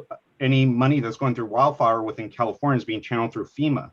And these two bills show that the medical services have now the right in order to go to people's houses and fully vaccinate them against their will. And we do still have ADA and civil unrest law that states that we have the right to refuse of giving up any vaccine or genetic information in order to receive a vaccine that we don't want, that's protected by our religious or health-based reasons. So we do want the board to be transparent about these two bills, actually three bills, AB 262, AB 389, and CMS 911-5-F, and what they have to do with our county fiscal budget for 2021 and 22. And that's the end of my comment. Thank you, board. Thank you for your comments. All right, I don't see any other hands raised, so we're going to close public comment and bring it back to our 10:30 a.m. scheduled item. I'd like to introduce and welcome Rosemary Soto to our board chambers virtually to give us an update on our professional services agreement with Lapkoff and Gobalt Demographic Research to provide demographic analysis in the county's supervisory redistricting efforts. And Rosemary, it's all you. Good afternoon, Madam Chair and members of the board. Thank you. This morning or this afternoon, we'd like to bring to you our intent to enter into agreement with Lapkoff, Goblet, and Goblet Demographic Research Incorporated, known as LGDR, and referenced as such in our board report. We have decided that it would be in the best interest of the county to enter into agreement with LGDR because of their extensive expertise in Monterey County, having been our contracted consultant every decade since 1990 for the purpose of the redistricting of supervisorial districts for Monterey County. In the agreement, as outlined in the packet, it includes the provision of assistance to county staff and to our advisory redistricting commission and the board of supervisors with the community engagement process that will seek public input on the redistricting process, including the maps that will be developed once the state releases data to the counties. There will also be several opportunities to engage the community prior to that process, even with community workshops or orientations about what is the redistricting process and how community can become engaged in that process. Additionally, there will be a demographic analysis that will be needed that will be provided by LGDR as well as on assistance and support with the online interactive mapping tools that we are exploring to add on to our redistricting webpage. They will finally conduct a plan evaluation of all of the proposed maps that are submitted by the public. That is a step that is required for us to do to consider maps recommendations that are provided by the public.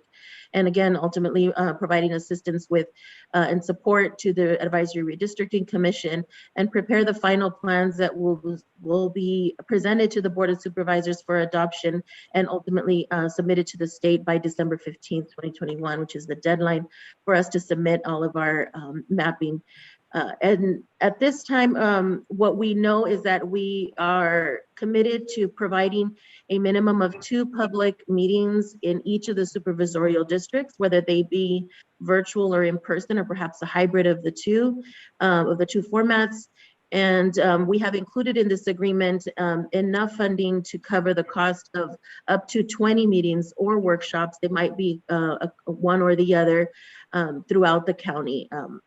And again, this includes a lot of the work that needs to be done with the public involvement, as well as the Advisory Redistricting Commission. The overall agreement does not exceed $190,000, and it allows for a limited amount of flexibility to be able to meet any unprecedented needs that might come up that we might have not considered, or that we might need to be able to ensure that we have adequate funding for.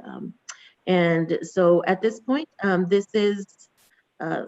take questions at this moment, and our staff recommendation is that we move forward with entering into agreement with LGDR for the purpose of redistricting for Monterey County. Thank you. Thank you, Ms. Soto, for the presentation. I'll take it over to Supervisor Adams. Thank you very much. Thank you, Rosemary, for your presentation. Always good. I did have just one question. I wanted to ask if LGDR will help us in organizing the process for forming the Advisory Redistricting Commission. Yes, they are currently working closely with us and in contact with us with the process. That's all I needed to hear. Thank you. Supervisor Alejo. Madam Chair, this firm, obviously through the memo and its past history, has the most experience with our County Board of Supervisors, but also numerous other local governments. So I would be supportive, and I would make a motion to approve staff's recommendation today. The only 2 questions I have are at our last meeting on this topic, we also had recommended having at least 1 meeting for each particular supervisorial district. That way, each supervisor has one just focused and with our constituents, and solely focused on perhaps boundary changes or modifications about our district. So that would be one. I didn't see it in the timeline of potential meetings from now through December 15th, which is the deadline. The second item would be, I know in the past, our county has been one of I think the last 3 remaining counties that were previously subject to the pre-clearance requirement, Section 5 of the Federal Voting Rights Act of 1965. And even though that was struck down in the Shelby case before the Supreme Court, I think our elections office has continued to submit documents to the DOJ for pre-clearance. And the question would be whether we will continue to provide that information to the Department of Justice as we did in all previous redistricting efforts.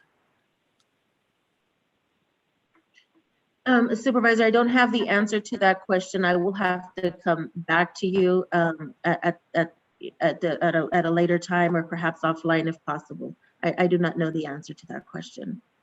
Chair, if I may, the Department of Justice has informed the county and other public entities that they no longer need to submit for pre-clearance.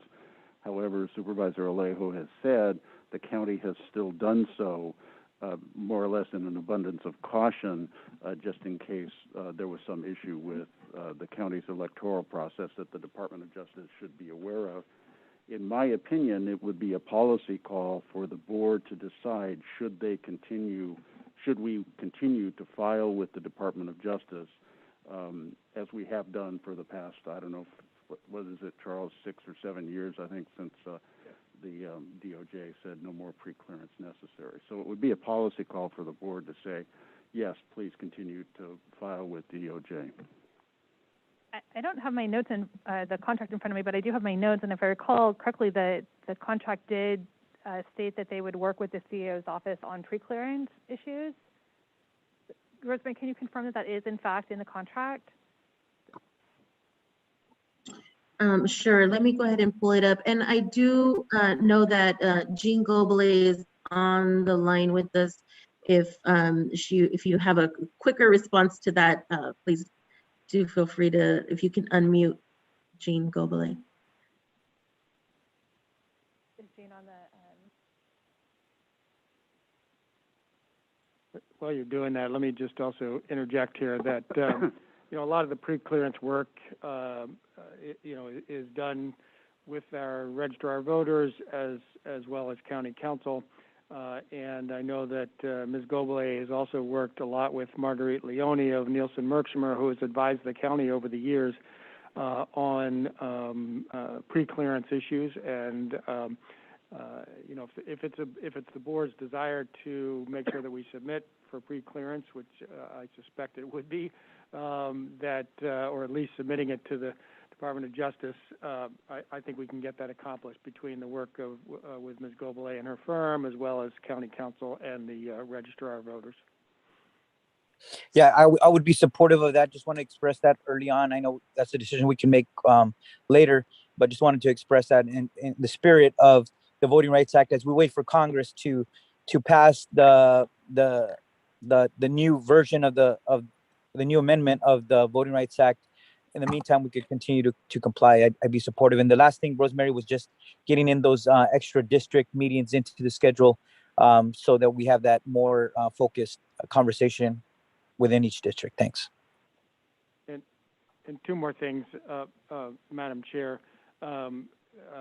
Because of the time it takes for the Department of Justice to review pre-clearance submissions, as long as I've been here, I don't think they've ever actually pre-cleared anything. They've post-cleared. So we've submitted them and then had to go through with whatever election changes there were, and they're usually pretty minimal. And then we've gotten post-clearance, for lack of a better term, from the Department of Justice. And I would expect if they respond, they would do the same thing. But most likely they probably will not respond. The other point I wanted to make, returning to Supervisor Alejo's question about meetings in the districts, I think, as Rosemary has indicated, there would be at least 2 meetings in each supervisorial district, in person or virtual, whatever works, and that is part of the agreement. Thank you. Thank you. All right, I did have a couple questions. I just wanted 2 questions. One of them, the contract states, and hopefully I'm clear here, that the data from the website that would be displayed on the county's, displayed via the county's website for 10 years. I was just wondering if we could have that data imported or brought into the county's open source website for GIS use in the future beyond the 10-year period. We can definitely look into that and work with our IT department for that purpose. Okay, yeah, that would be something that I think would be important. I know a lot of students and others utilize our county open source data, and if we're going to the work to get the data collected, it would be great to make sure that it's available on an ongoing basis. So that would be one request that I have. And then the other question I have is just to be clear about what's included in the 20 meetings, because if we're talking about 2 public meetings held in each supervisorial district, that's 10 meetings. Are the meetings also, so that leaves us with 10 final meetings for the committee to meet. Is that going to be enough? And if we need to, maybe you can give me like an overview of how we anticipate utilizing those 20 meetings.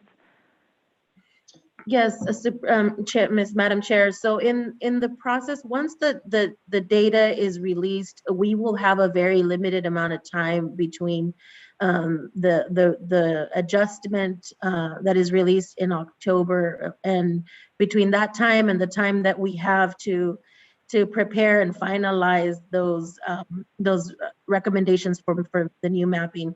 And so in that period of time, we would be having several meetings. We may be needing to meet on a weekly basis or quite frequently. And that is just during the actual mapping process.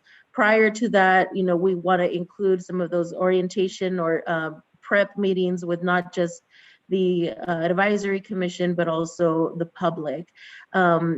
Ms. Gobele, please feel free, or Dr. Gobele, please feel free to chime in on a little bit more about that timeline and why we anticipate this number of meetings. And it may be that we need more, but these are the ones that Dr. Gobele and her team will be working with us closely on. Yes, there are new state laws regulating the redistricting process for counties and cities, and many meetings are required. And well, some meetings are required and others are highly recommended. So these public meetings are intended to take public input, not just about draft plans, but also about communities of interest that belong together in the same supervisorial district. On the subject of pre-clearance, yes, we provided the documentation for pre-clearance submissions for the last 2 or 3 rounds of redistricting. We don't need to do it again, but all of our reports, especially the final report, provides all the information needed for filing with the Justice Department, or not all of it, but the demographic information the Justice Department would need if pre-clearance were still in place. It's not in the DOJ's format, which is pretty rigorous, but it is something that we routinely do because we've done it in the past and know what they are looking for. Thank you, Just Dr. to Gomez. clarify my question on the meetings, so if we're saying that 10 meetings would be held in each of the supervisorial districts, plus how many meetings are we expecting the actual commission to hold as part of their mapping process? I don't think that's clear to me yet, but there is flexibility in the requested contract amount to provide for this, and we really haven't nailed down the schedule yet. These meetings in each supervisorial district, by the way, can be redistricting advisory commission meetings. They just are held in different places around the county, and those would be virtual or a combination of live and virtual, I believe. Correct. Oh, okay. So that actually helps me clarify. So when we say that we're a minimum of 2 meetings held in each supervisorial district, it's not that those are like education outreach meetings, that they could be, that those are just where the commission is meeting for that particular discussion? Right. And it could be that we're focusing, just as Supervisor Alejo was requesting or pointing to the fact that it would be important to have meetings in each supervisorial district focused on that district specifically. And so that it could be that is the content for that meeting, or the purpose for that meeting is to discuss that particular district. And in that period of time, as we mentioned, between that would be dedicated to the work specifically around the development of the new recommendations for the plans, the mapping, we would have approximately 6 weeks. And so that could be, the commission meeting weekly, and they're open to the public. And then it allows, again, the total contract amount allows the flexibility to increase the number of meetings as well. What is budgeted in the agreement specifically for meetings is for the 20 meetings that's calculated. But if we need to meet more, then we can definitely do that. Okay, great. I think we have a motion from Alejo. I'm not sure if I missed the second on that motion. I'll second the motion. Okay, we have a I don't motion think we've and had a a second. Okay, we have a second from Adams, and let's take it out to public comment. This is public comment on item number 20.1, our redistricting contract.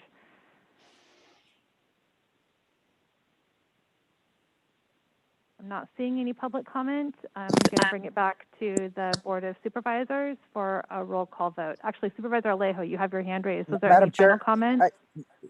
Yeah, yes, last comment. I just wanted to make clear that it's the John Lewis Voting Rights Act, which is HR 4, that would extend the previous pre-clearance requirements under a new formula. So that's the legislation that we're waiting for Congress to act upon. That's it, Madam Chair. Great, thank you. All right, let's take a roll call vote. Supervisor Alejo, Aye. Supervisor Phillips, Aye. Supervisor Lopez, Aye. Supervisor Adams, Aye. and Chair Supervisor Askew. Aye. The motion passes. All right, thank you, Ms. Soto, for all of your work on this. We are going to recess to lunch, but we will meet briefly out front to raise our pride flag and then convene back into closed session. So any staff who are supposed to join us in closed session, should we make that 12:30? I've asked staff to join the meeting, so they'll just be waiting for the board to arrive. I would anticipate we could commence 12:30, 12:35. Yep, perfect. Thereabouts. All right, give us 10 minutes. We'll step outside, and then we will recess into closed session, convening back here at 1:30. Thank you.